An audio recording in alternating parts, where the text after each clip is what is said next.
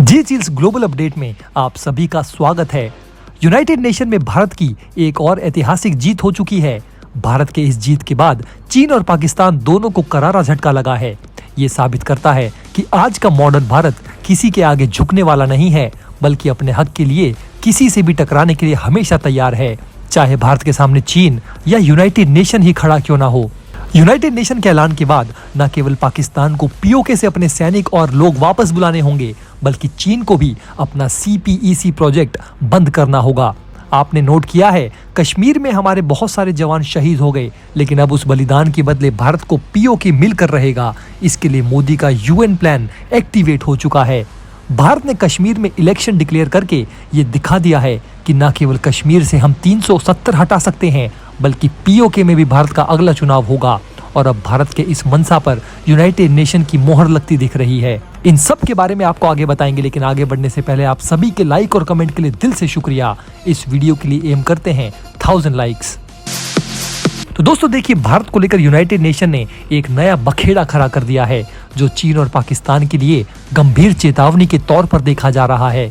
आप सभी ने इस बात को नोट किया है कि चीन ने हमेशा भारत के लिए वीटो का खेल बिगाड़ा है, लेकिन अब लग रहा है कि यूनाइटेड नेशन चीन का खेल बिगाड़ने के लिए भारत के सपोर्ट में मोहर लगाने जा रहा है। माना जा रहा है कि पीओके को वापस भारत में शामिल करने के लिए PM मोदी और जयशंकर का प्लान यूनाइटेड नेशन में काम करना शुरू कर चुका है। मोदी जयशंकर के इस प्लान के एक्टिवेट होने के बाद चीन और पाकिस्तान बौखला गए हैं। यूनाइटेड नेशन में भारत को जो जीत मिली है वो मजबूत कूटनीति के कारण ही संभव हो पाई है, लेकिन इस बार मामला वीटो पावर या परमानेंट सीट का नहीं, बल्कि कश्मीर का है। और यूनाइटेड नेशन का ये ऐलान काफी मायने रखता है, क्योंकि ये मुद्दा 70 सालों से यूनाइटेड नेशन में अटका हुआ है। अब तक भारत के कश्मीर और 370 को लेकर पाकिस्तान यूनाइटेड नेशन में घड़ियाली आंसू बहाता रहा है, लेकिन इस बार यूनाइटेड नेशन ने जो मिर्ची डाली है, उसके बाद पाकिस्तान के रियल आंसू रुकेंगे नहीं। इधर भारत ने भी कश्मीर में इलेक्शन शुरू कराकर ये दिखा दिया है कि कश्मीर के लोग पाकिस्तानी आतंकियों को मुंह तोड़ जवाब देने जा रहे हैं, और अब उन्होंने पत्थर और बुलेट के बदले बैलेट को चुन लिया है।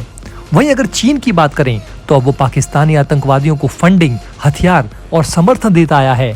लेकिन हाल ही में बलूच आर्मी ने बलूचिस्तान में जो कांड किया है, जिसमें पाकिस्तान के 100 से ज्यादा सैनिक मारे गए, उसे देखते हुए चीन सहम गया है और अब पीओके में घुसने की हिम्मत ही नहीं कर पा रहा है। पाकिस्तान के इतने सारे सैनिक तब मारे गए हैं जब हाल ही में कुछ दिन पहले चीन दौरे पर जाकर शहबाज शरीफ ने कहा था कि वो हर हाल में CPEC में शामिल चीनी इंजीनियरों और नागरिकों की सुरक्षा करेंगे।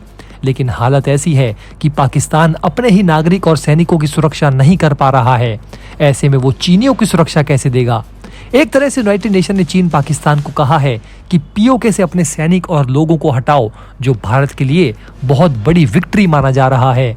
यूनाइटेड नेशन ने साफ कर दिया है कि कश्मीर मुद्दा भारत और पाकिस्तान के बीच एक बायलैटरल मुद्दा है, ना कि कोई इंटरनेशनल इश्यू है। इस मुद्दे में कोई भी तीसरा देश घुसना नहीं चाहिए।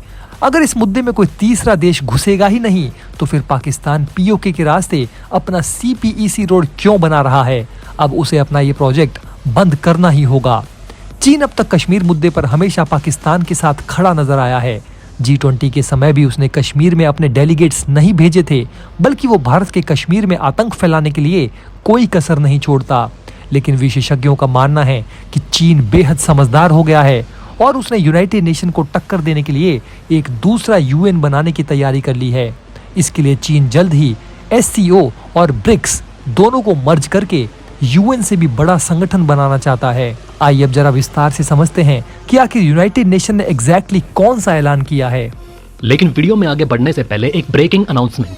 देश और दुनिया की 100+ फटाफट ब्रेकिंग खबरों को देखने के लिए हमारे चैनल को सब्सक्राइब करें, बेल नोटिफिकेशन ऑन करना ना भूलें, ताकि हमारी सुपरफास्ट मॉर्निंग समाचार और इवनिंग बुलेटिन आप तक बिना किसी देरी के पहुंचे। याद रखिए, आप तक सबसे तेज 100 खबरें सिर्फ जी चिल्स पर। तो दोस्तों, दरअसल कश्मीर मुद्दे को लेकर संयुक्त राष्ट्र के महासचिव एंटोनियो गुटेरेस के डिप्टी प्रवक्ता फरहान हक ने 2 बड़े बयान दिए हैं, जिसकी उम्मीद चीन और पाकिस्तान को बिल्कुल भी नहीं थी। फरहान हक ने अपने पहले बयान में कहा कि कश्मीर विवाद का अंतिम समाधान शांतिपूर्ण तरीके से संयुक्त राष्ट्र चार्टर और मानवाधिकारों के पूर्ण सम्मान के अनुसार होना चाहिए। और यहीं पर आपका सबसे पहला सवाल होगा कि आखिर कश्मीर को लेकर यूनाइटेड नेशन का चार्टर क्या कहता है। तो अब मेरी बात जरा ध्यान से सुनिए। सुरक्षा परिषद का प्रस्ताव 47 जो 21 अप्रैल 1948 को अपनाया गया था, वो पाकिस्तान से मांग करता है कि वो पीओके से उन कबीलों और पाकिस्तानी नागरिकों को वापस बुलाए जो वहां लड़ने के उद्देश्य से आए थे और वहां किसी भी तरह की सैन्य सहायता ना दे। यानी कि यूनाइटेड नेशन पीओके के अंदर एक भी पाकिस्तानी को देखना नहीं चाहता, उन्हें जल्द से जल्द वापस बुलाना चाहता है। लेकिन पाकिस्तान ऐसा करने के लिए आज तक तैयार नहीं हुआ। उसने यूनाइटेड नेशन की बात को बार बार नजरअंदाज किया है। इसी कारण माना जाता है कि यूनाइटेड नेशन पाकिस्तान के खिलाफ कोई बड़ा एक्शन ले सकती है, क्योंकि भारत के इलाके में न केवल पाकिस्तान बल्कि चीन भी अपने प्रोजेक्ट को बढ़ा रहा है। यूनाइटेड नेशन ने अपने प्रस्ताव में कश्मीर के अंदर जनमत संग्रह यानी प्लेबिसाइट कराने की भी मांग की थी। पाकिस्तान केवल इसी को सही मानता है। देखिए, पाकिस्तान और उसके समर्थक अक्सर सुरक्षा परिषद के उस प्रस्ताव का हवाला देते हैं जिसमें कश्मीर में जनमत संग्रह की मांग की गई थी, लेकिन वे इस बात को नजरअंदाज करते हैं कि उस प्रस्ताव के तहत पाकिस्तान को पहले कश्मीर के कब्जे वाले क्षेत्रों से अपनी सेना हटानी होगी। वहीं भारत का मानना है कि क्योंकि पाकिस्तान ने पीओके से सेना हटाने वाले उस प्रस्ताव का पालन नहीं किया है, इसलिए जनमत संग्रह का कोई मतलब नहीं रह जाता। इसके बजाय कश्मीर के लोगों ने चुनावों में भाग लेकर अपनी राय व्यक्त की है। भारत कई बार यूनाइटेड नेशन से पाकिस्तान को पीओके खाली करने की चेतावनी भी दे चुका है। संयुक्त राष्ट्र के महासचिव एंटोनियो गुटेरेस के डिप्टी प्रवक्ता फरहान हक ने एक और दूसरा बड़ा दिलचस्प बयान दिया है। उन्होंने ये भी कहा कि 1972 का शिमला समझौता जो भारत और पाकिस्तान के बीच द्विपक्षीय संबंधों पर आधारित है, उसे भी ध्यान में रखा जाना चाहिए। दरअसल शिमला समझौते का ये कहता है कि कश्मीर मुद्दा भारत और पाकिस्तान के बीच बायलैटरल मुद्दा है, ना कि कोई इंटरनेशनल इशू।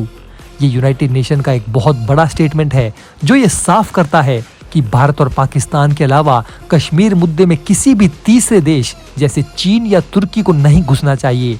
ये भारत के लिए बहुत बड़ी विक्ट्री है, क्योंकि भारत भी कश्मीर मुद्दे को हमेशा बायलैटरल तरीके से ही सॉल्व करना चाहता है।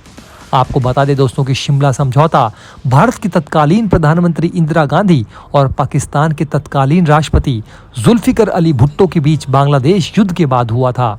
इस समझौते में तय हुआ था कि भारत और पाकिस्तान के बीच के सभी विवाद, जिसमें कश्मीर मुद्दा भी शामिल है, उसको द्विपक्षीय रूप से हल किया जाएगा, यानी इसमें किसी तीसरे पक्ष का हस्तक्षेप नहीं होगा। पाकिस्तान का नया रुख ये है कि वो शिमला समझौते के साथ साथ यूएन जैसे अंतर्राष्ट्रीय हस्तक्षेप की भी वकालत कर रहा है।